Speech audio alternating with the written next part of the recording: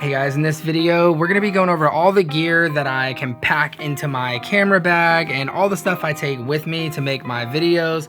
So without further ado, let's start off with the actual bag itself because I feel like this is something that maybe not a lot of you know about. Oh yeah, nice and sturdy, got a little hip support here, a little chest support, and chances are if you've ever been on a movie set or a professional TV set, then you've definitely seen CineBags on set because it's what the professionals use. Whether it's the assistant cameras, they'll have one of these pouches here with all their tools and lens cleaning things, or you'll see the big production duffel bags. That's what I mostly see on film sets with the lenses in it, or filters, matte boxes, all kinds of cool stuff, because CineBags also makes underwater bags. And the cool thing about this material is it's actually waterproof too, so you can spill stuff on here, you can get it wet, it has a rain cover, it has all kinds of cool features as well. Very rugged, very thick, very durable backpack. So this has traveled with me all kinds of places. It's been with me to New York City numerous times, Arizona, Georgia, Tennessee, all different kinds of places, and I've flown with it, and it's a great bag, and I've had it for a handful of years. They're a little bit hard to find. This is called the CineBag CB23. They make two backpacks as far as I know, the CB23 and the CB25, which I think is a little bit bigger. So one cool thing about this bag is it has straps and stuff everywhere, and it has a big flat bottom, so you can just set it down anywhere and you don't have to worry about it falling over on your laptop or whatever. So that's the bag itself. Now let's go over what's inside. So for those of you that have been around the channel for a while, first of all, thank you. Second of all, you already know my weapon of choice is the Sony FX3, and I love this camera. It's a great camera, and I'm arming it with this tilted cage here. But the great thing about the FX3 is it's a lot like the A7S III as far as the internal processing and, you know, the codecs and the frame rates and everything. But the unique things about the FX3 are the way that it's built. And this camera is great because it has all the same picture quality and photo capabilities and video capabilities of the A7S III, but in a better form factor for video shooters. So in this camera, it has more of a metallic body. You got the record button up front on the top, tally lights on the back and the front. You have the built-in fans on the side and the bottom, and arming it with this tilted cage just makes it even more sturdy, especially with this hand strap here and everything. And you also have the XLR top handle, which I've gone over in another video, but I don't normally carry this on a day-to-day basis because it takes up a lot of room, but I'll show you what I do carry. So I normally keep this SmallRig handle on here. It's a Rosewood handle, and this handle is great because it's a NATO rail. First of all, you can clamp it on in a heartbeat, and it's very strong as well. So I trust that NATO clamps, and also it's fully adjustable. So you can flip it around here or whichever way you want. And I use this handle on my Ronin and other cameras and everything. This handle is really useful for a lot of things, and it has a lot of mounting points. So this is a great handle, and it looks really nice on the FX3. So I have two cameras, one from 2021, and the other camera that I got previously this year is the Sony A7R III. And I picked this camera up on New Year's Day of 2021 for $2,000, just a little bit under actually. And this camera is still going for more than that in August of 2021. So 8 months later, this camera is still $2,400, and they actually discontinued this original version, and now they have an A7R IIIA with a little bit better screen. So if I was gonna pick one up, I would try to get one of those or save a little bit of money with an A7R III if you're thinking about one of these. But these two cameras together, the Sony FX3 and the A7R III, they both have eye autofocus. Of course, this being my video camera has eye autofocus for video, and this being my photography camera, 42 megapixels, it has eye autofocus for photography. And this is also the camera that shoots all my YouTube videos for whenever I'm talking about the Sony FX3, which seems to be a lot these days. But this video right here is actually being shot on a borrowed A7S II, which was the camera that I used for the last 5 or 6 years. I was gonna get the A7S III, and then I ended up getting an A7R III just because the sale was so good. And then a couple months later, I ended up getting the FX3 because this camera made me realize what I was really missing in these newer body styles.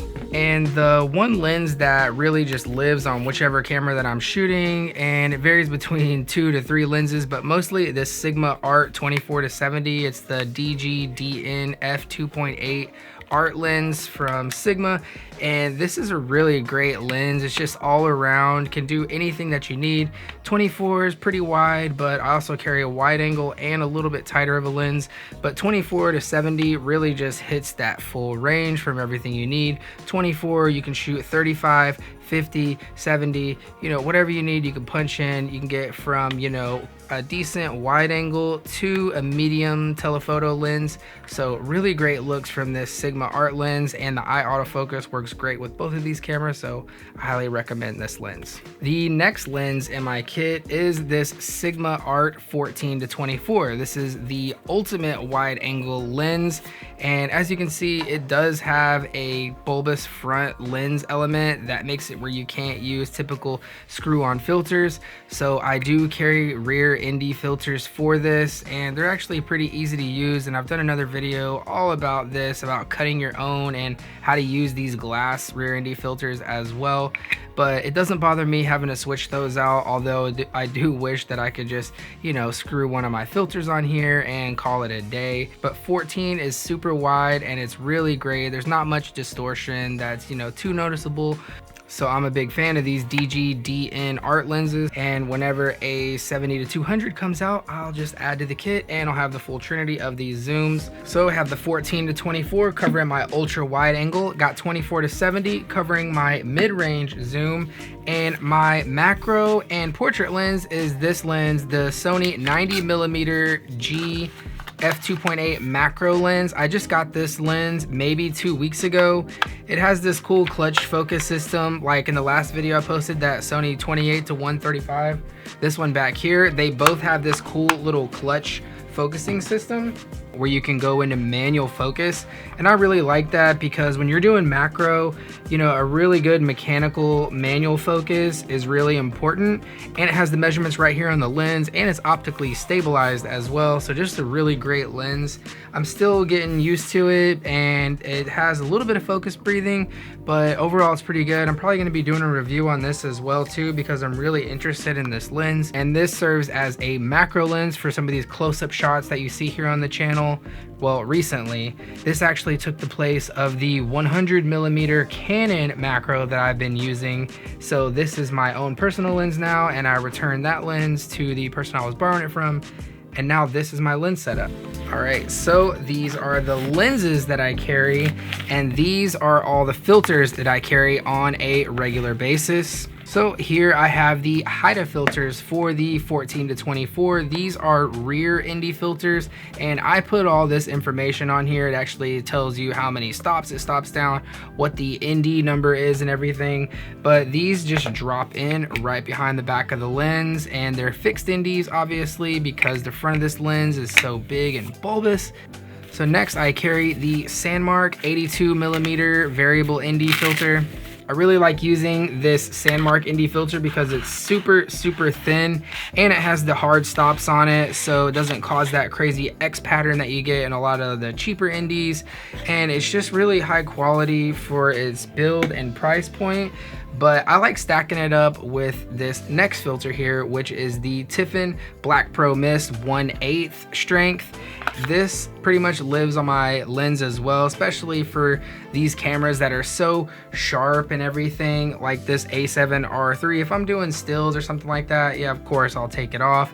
But a lot of times, especially in video, I love keeping it on the FX3. It just gives your shot this nice, like, dreamy look, and it also smooths out a little bit of skin tones, and it helps bloom out the lights. Kind of gives it like this, like, dreamy looking effect around highlights, bright lights, or anything really bright in the scene. So it kind of makes it look like it has a little misty glow effect around highlights.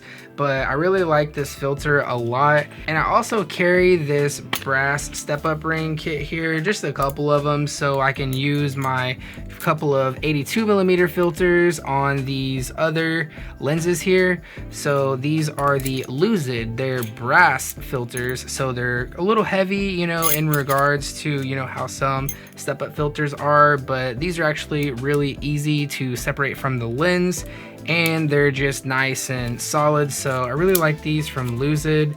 So I'll leave links to these if you want to check these out as well. I also keep one of these PeakDesign straps on my A7 III. I actually have the PeakDesign anchors on both of these cameras, but this is a great strap for just run and gun, nice high quality strap. And the cool thing is, obviously, these anchors make it where you can just simply click onto your camera and you're good to go. Before I get out the monitor, get out some of the stuff to rig it, I use one of these SmallRig area locating pin NATO clamps to actually hold the monitor. Next up, we have my favorite monitor of all time. This is the Atomos Ninja V monitor, and this is also a recorder as well. These are super handy because there is a ton of tools in it for like exposing. You can load a bunch of LUTs in here and see what different looks like on your actual footage while you're shooting. You can even bake it in and record it right onto the footage if you like. But there's all kinds of great stuff like false color, histograms, waveforms, peaking. There's different kinds of crops and guidelines you can use as well, and I use these all the time. This is the best monitor I think I've ever used, so super happy with it. I actually put mine in this SmallRig cage design for the Ninja V. This cage is super useful because not only does it hold this SmallRig sun hood, it's designed for it right there with the Velcro straps, but it also has an HDMI cable clamp. It also has a holder here to keep your solid state drive from getting bumped out, and it has all these different anchor points, NATO rails, everything, so you could mount like handles or grips or whatever you want to do with this thing. And then the Ninja cage just slides right onto here, just like that, and then I can just screw it down in. And now I have this kind of configuration here, very solid, and this thing is fully adjustable too, so I can tilt it up, tilt it down, however I like it. So that's a cool monitor mount that I like to use. You can even flip it around and face it towards you if you need to. And of course, with the monitor, you're gonna have to have a battery too. I really like these NPF batteries because they also have a USB out port, and it also has the LEDs on top here that tells you how much charge is in here, as well as a DC output as well, so you can power your monitor or your camera or whatever you need to power with this battery too. And I use this sometimes. I'll have it on here on the monitor, and then I can have like a USB out and power up my Hollyland Mars 400S Pro wireless video system with the same battery that I'm powering the monitor. So that's cool having the ports on there as well. Next, this is the rest of the kit for the Wireless Go 2 here that I usually keep on one of the cameras. So this is the Rode Lav Go on the Rode Wireless Go transmitter here. All right, what else is in this main compartment here? Just some medical tape in case I need to tape the lavalier to myself, and a lens blower. These are just useful for getting dust off the sensor. We all know how bad the dust is on Sony sensors because they're just right there. All right, next up, we need cables for this Atomos Ninja, and I have one. This is the Ziller 8K cable, super hyper thin HDMI cable, and this works great with this camera and monitor as well as the gimbal. And I also have a thin micro HDMI to full size in case I want to use a monitor with the A7 III as well. And I also carry a backup, of course, of everything. And in these compartments here, I have the Condor Blue 4K 60 cable. I can do 4K 60 with this one. So I like this one better because it actually works with the Tilta HDMI cable clamp, and the Ziller cable does not. A backup cable for the A7 III, this one is an adapter, micro to full size, and then I just go from here into the Ninja. You might as well just knock out this top pocket right here before I show you the other microphone and stuff that I keep in the top compartment, because there's some more cool stuff. I carry a sensor cleaner, a couple lens cleaners, and a lens cloth and another sensor cleaner, a couple bongo ties, and I also have a little lens pen, just a little brush. All right, now onto the top compartment here. So in this area, I'm able to put a full-size camera like an A7R III with a 24-70 up here, but I keep a couple things in here. For one, my microphone of choice, which is this. This is the Rode VideoMic Pro Plus, and this is my favorite microphone. It has excellent audio quality. It just sounds amazing, and I use it here in the studio as well as a boom mic just above, right out of frame here. So actually, let me fix that real quick. All right, that's good.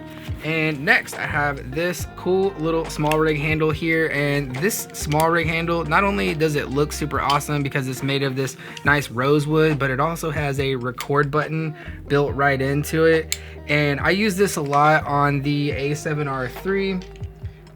There we go. One side goes into the multi-port and the other goes USB-C into the handle itself right here. And then you have this really solid, beautiful looking rosewood handle, and it looks awesome with this rosewood handle on here as well. You just get all the wood accents on the camera. Just looks really nice. Next, my favorite tiny little RGB light. This is the FalconEyes F7 Mini. This light is great because it has all the cool effects that you'd expect. It has like police car and all that stuff in this tiny little light. It's magnetic on the back, and it comes with this little grid, and it comes with this little ball head and a little soft diffuser as well. So just a really cool tiny little light. I use this all the time as well. It comes in super handy. So let me pop this handle off real quick and show you that you can fit a camera in here. So this is with the 14-24 and a cage on. Not knock the Rode wireless go off here, but there you go. That is an A7R III with a big old 14-24 and the Rode wireless go and the camera strap all in this top compartment here. It's a huge compartment. So sometimes I put my camera up here instead with the lens already on it and everything, and that way I'm able to have more room for my Mavic 2 Pro and my smart controller. All right, on this side here, I carry usually between 4 to 6 of these Z batteries from Sony. And in this other compartment here, this is for my media case here. This is just a memory card holder. So super handy here just to have all your stuff in a little watertight compartment to keep it handy and safe. Next, this is probably one of the most interesting things in the entire kit here. This thing is super awesome. Super excited about this, but this is the vlogger tool from Cine. It's called the QCS, but this took the place of a bunch of tools that I used to normally keep in my bag here. My Phillips head, my flat head, my Allen wrench set, my additional Allen wrench set, and all the different little 1/4 inch screws, 3/8 screws, and NATO rail that I have here, because this thing actually has a NATO rail built into both sides. It has different screw mounts for actually storing the screws that you keep in your kit normally, like your 1/4 inch, M4, your 3/8, and a couple others here. There's even a place with like area locating pins. If you have like this monitor mount, it'll go on here. So I can show you here. So you can use this tool for all kinds of things. So the NATO rail is built right into both sides. You can literally screw this onto something.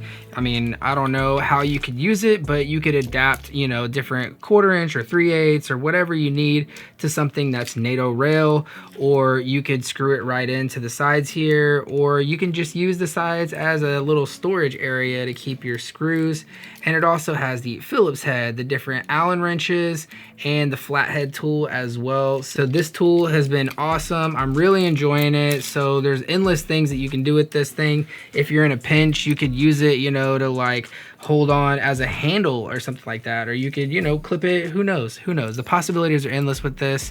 So I highly recommend checking it out. Little multi-tool from Cine, the vlog vlogger tool, so check that out. Next up, I keep a laptop in this compartment here. This is the Asus ROG Strix. It's like the Zephyrus laptop. It is a gaming laptop, but that's what I prefer to edit on, just because the graphics card's a little bit faster, the RAM, just the speed overall of this thing. Plus it has HDMI, a bunch of USB ports, everything that I really need. The big vents and cooling, just as you would expect from a gaming laptop. And that's really important because the task that I do on the computer as far as editing and Adobe Premiere and After Effects and all these different things, it puts a big toll on stress on the laptop, so it's nice having something that you can rely on that's built for stress. And finally, on the other side, I know you've been seeing it here this whole time, but my favorite tripod ever is this PeakDesign tripod, and I didn't splurge on the carbon fiber because this thing is so expensive.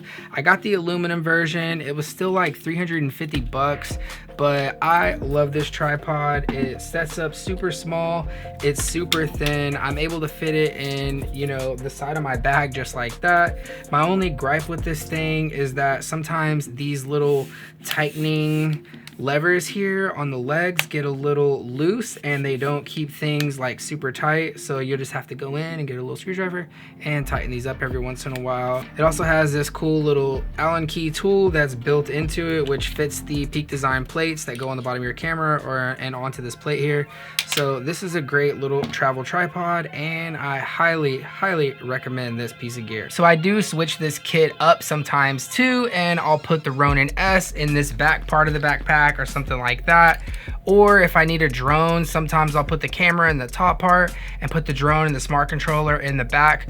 But I actually have a dedicated case for my Mavic 2 Pro and the smart controller, but I have another video on this case, so I'm not going to go over everything that's in here right now, but if you want to check that video out, I'll link to it. So this is my daily carry, 2 cameras that I picked up both this year, one on New Year's Day, but this camera is from 2017. Great photography camera, also my great BTS and B-roll camera, and this is my main video camera. So what I'm looking to add in the future is possibly another camera to match up better with the FX3 here, like the A7S3 or possibly the A7 IV, depending on, you know, what the codecs and frame rates and the color science even is like in that camera. I may add that one as well. That would fit perfectly in between this realm of photography and video. All right guys, hit the like button if you discovered any gear today that you'd like to add to your kit. Also leave me a comment if you have any questions about anything. Also down there, let me know what primes you guys are using, what you think I should check out. Subscribe for more filmmaking gear tips and tutorials. Shoot for the stars, and I will see you guys in the next video.